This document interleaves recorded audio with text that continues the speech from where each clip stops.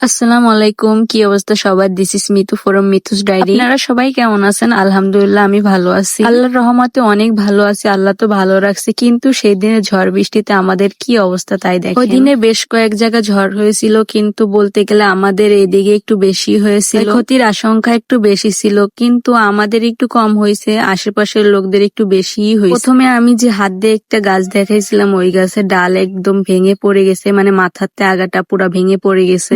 বৃষ্টির সময় গাছপালা দেখতে আসলে অসম্ভব সুন্দর লাগে, বৃষ্টির পরের যে দৃশ্য। আর এখানে জুম করে যে একটা গাছ দেখালাম, এটা হচ্ছে আমড়া গাছ। আমাদের ক্ষতি বলতে গেলে আমড়া গাছটাই ক্ষতি হয়েছে, এখানে আমড়া গাছটা ভেঙে পড়ে গেছে। আমাদের তো বেশ কয়েকটা গাছ ভাঙছে, কিন্তু ক্ষতি বলতে গেলে আমড়া গাছটা হয়েছে। গাছে প্রচুর আমড়া ধরতো, আর আমড়াটা মিষ্টি ছিল অনেক। আমড়া আছে না চোপা, কিন্তু এই আমড়াটা অনেক মিষ্টি ছিল, কিন্তু কি বলবো, কপাল খারাপ, আমাদের কপাল খারাপ, তাই গাছটা ভেঙে পড়ে গেল, আর কিছু বলার নেই। এখানে যেখানে ক্ষতি হয়েছে আমি ভিডিওতে একটু জুম করে নিয়েছি, এখানে একটা জুম করে দেখাইছি, একটা খেজুর গাছের আগাও ভেঙে পুরা, মানে মাঝেতে আগা ভেঙে পুরা পড়ে গেছে। আমি তো ভাবছিলাম কি কি ক্ষতি হয়েছে এটা দেখাবো, কিন্তু ক্যামেরাটা যখন অন করছি, মানে কি বলবো, বাহিরের যে দৃশ্য এটা যে অসম্ভব সুন্দর লাগতেছে, তাই ভাবলাম যে আপনাদের ভিডিও করে না দেখালে এটা আপনারা মিস করবেন।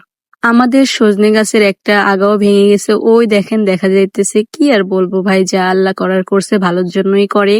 ওই যে আমাদের বাদাম গাছ দেখা যাচ্ছে, বাদাম গাছের কিছু হয় নাই, কিন্তু ঝড়েতে একটু হেলে গেছে এই আর কি। কিন্তু দেখেন পরিবেশটা বৃষ্টির পরে কি অসম্ভব সুন্দর লাগতেছে। আমি মনে করি গ্রামের মতো শান্তির জায়গা আপনি আর কোথাও পাবেন না। ভিডিও করতে করতে হঠাৎ দেখি আমাদের ছাদে অনেক পানি জমে গেছে, কারণ যেখান দিয়ে পানি যায় ওখান দিয়ে পানি যাচ্ছিল না, ওটা আটকে গেছে, তাই অনেকটা পানি ছাদে জমে গেছে। এতটা পানি যেহেতু জমে গেছে, এতটা পানি দেখে আমার হঠাৎ কক্সবাজারের ফিল হলো। আমরা তো গরিব মানুষ ভাই, এভাবেই আমরা কক্সবাজারের ফিল নিই, তাই একটু এখানে দুষ্টুমি শয়তানি করে গেলাম যে ছাদের পানিটা ছেড়ে দিব, না হয় এভাবে থাকলে ছাদের প্রবলেম হবে। বছরের প্রথম ঝড় ছিল তো, তাই গাছের যত নষ্ট পাতা ছিল, ডালপালা ছিল, সব ভেঙে চুরে ছাদের কি একটা অবস্থা হয়েছে দেখেন, কতটা ছাদে ময়লা জমছে আল্লাহ। আর এখানে দেখো গাছে খেজুর হয়েছে, কিছুদিন পর খেজুর পেকে যাবে, রোদ হলে রোদ উঠলে ছাদটা আবার সুন্দর করে পরিষ্কার করা লাগবে। এই সাইডের পরিবেশটাও ভালো, কিন্তু এই সাইডে হচ্ছে কবরস্থান। আর সাইডে যে একটু ভিডিও দেখাইছিলাম, একটা ডাল যে ভেঙে পড়ে গেছে, ওই ডালটা ভেঙে এখানে এসে পড়ে রয়েছে। আর এখন আমি যে ভয়েসটা দিতেছি, এই ভয়েসটা আমি ছাদে বসে দিতেছি। ছাদে বসে ভয়েস দেওয়ার কারণ হচ্ছে দেশের যে অবস্থা, কারেন্ট যায় আর আসে, এত গরম পড়ছে, এত গরম পড়ছে যে আর রুমের ভিতর ভালো লাগে না, তাই ছাদে চলে আসছি। আমি ছাদের পানিটা পরিষ্কার করার জন্য একটা ডাল নিয়ে, যেখানে পানি যাওয়ার রাস্তাটা আটকে গেছে ওখানে আমি পরিষ্কার করে দিব। আমি ছাদের একদম সাইডে দাঁড়িয়েছিলাম, আমার এত ভয় করছিল, তারপরে কি করব, তাড়াতাড়ি করে ছাদের পানিটা ছাড়িয়ে দিয়ে ভাবছি এখান থেকে চলে যাব, না হয় আমি পড়ে গেলে আমার যে অবস্থা হবে আল্লাহ, হাত পা ভাঙে সব